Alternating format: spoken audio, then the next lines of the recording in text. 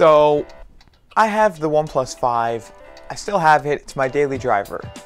The question is it a worth it device for 2018 if you don't care for any of the added 18:9 aspect ratio? Maybe you want to save a couple bucks. Well, this video is for you because I want to find out if it's still worth it. It has all the same exact specifications as the Oneplus 5T, except the camera's setup is a little bit different. Instead of the 2 times, it's low light. Low light looks beautiful on this phone. It has an regular 16:9, not the 18:9 aspect ratio. This one doesn't have a fingerprint sensor in the back. It's on the front where the home button should be, and it doesn't have on-screen buttons without you adding it in the settings. So the Oneplus 5T, I don't have it, but it has an 18:9 screen, fingerprint sensor in the back. The camera setup is a little different in the back, just doesn't have a telephoto lens, who cares? And it has on-screen buttons to allow for the 18:9 aspect ratio. Now, in terms of software, they're practically similar because, well, they're based off of each other. So it's practically similar. I haven't found so much similar with the software myself from videos and other things like that. And from people using it to say they don't see a difference. There's also the fact that if you care about the fingerprint sensor in the back and 18:9 aspect ratio, get the Oneplus 5T. But otherwise, they both have either 6 gigs of RAM with 64 gigs of space, or 8 gig of RAM with 128 gig of space, dual SIM card slot, USB-C with the dash charging, have a headphone jack, same size, same sound speaker, 1080p screen, a Snapdragon 835, and whatever Adreno GPU processor in there it's running. And they both do the same style RAM. Literally, the only difference is the screen's size. Everything else is exactly the same. So, should you actually upgrade, maybe you have a worse phone or your phone broke, should you get the Oneplus 5? My answer is yes, and here's why. Well, the Oneplus 5 has the non-on-screen buttons, so it has its own physical buttons. The front of the device is not 18:9, but it still looks beautiful, looks the same. I would say it's just as vibrant as a Oneplus 5T. It has a headphone jack, USB-C, and a down-firing speaker.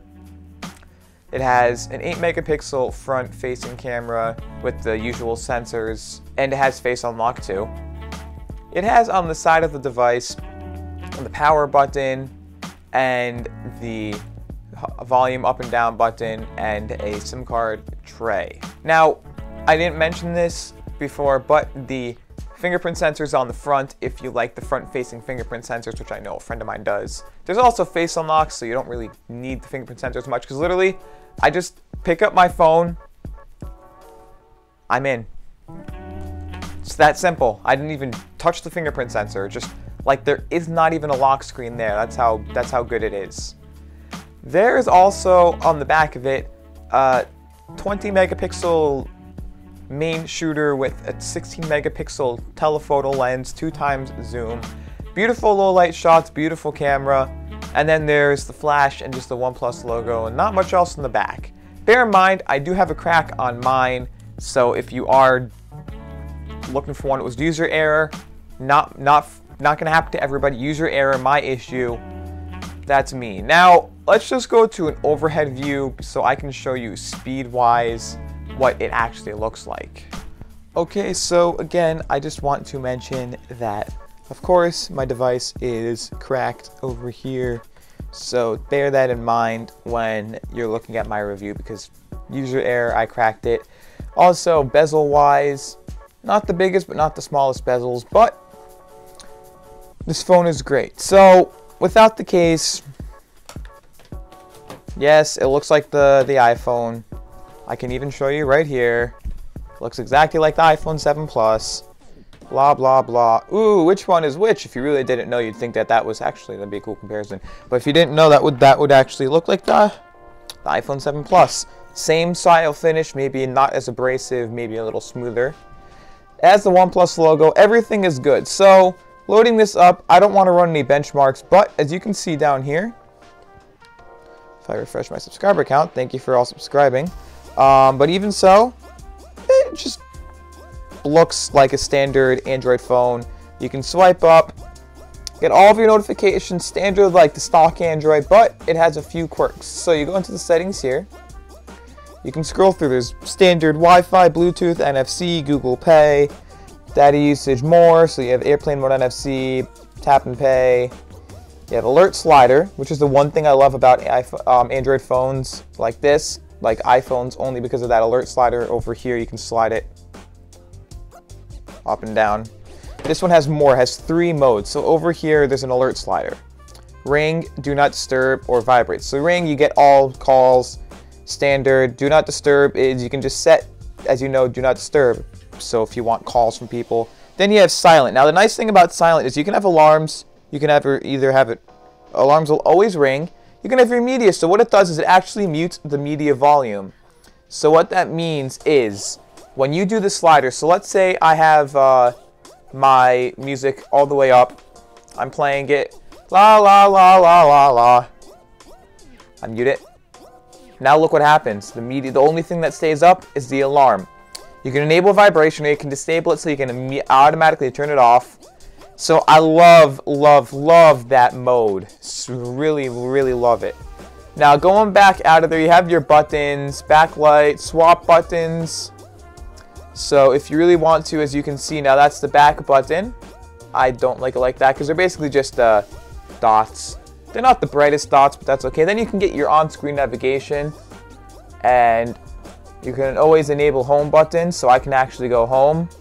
Or I can go back into the app and I can disable the home button. I can do power button twice. Now you have a ton of actions you can actually do here. You can change up all of your tap actions if you really want to.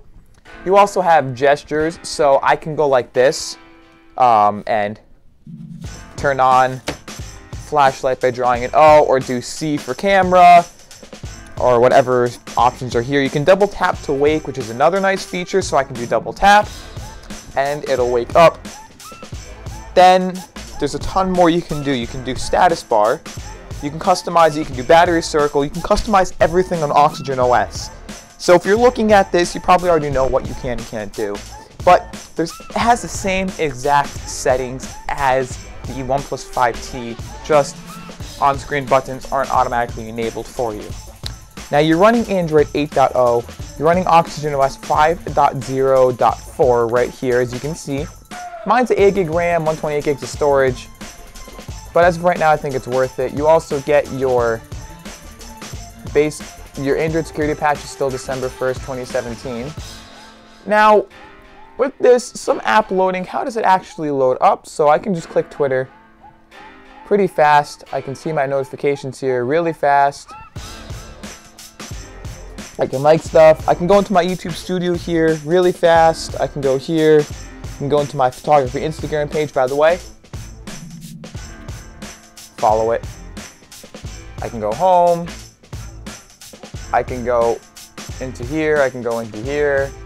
I can go into here.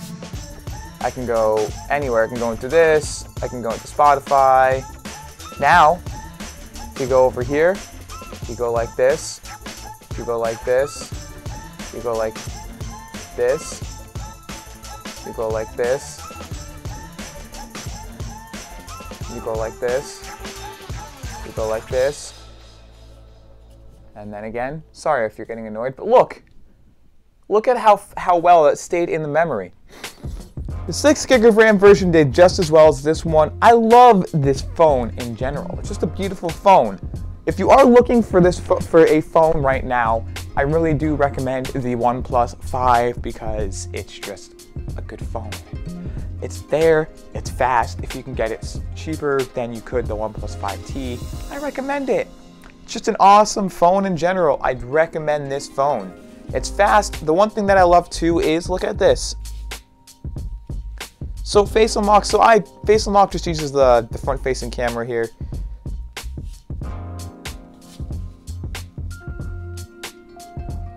There we go. It doesn't work out sometimes when I'm like this.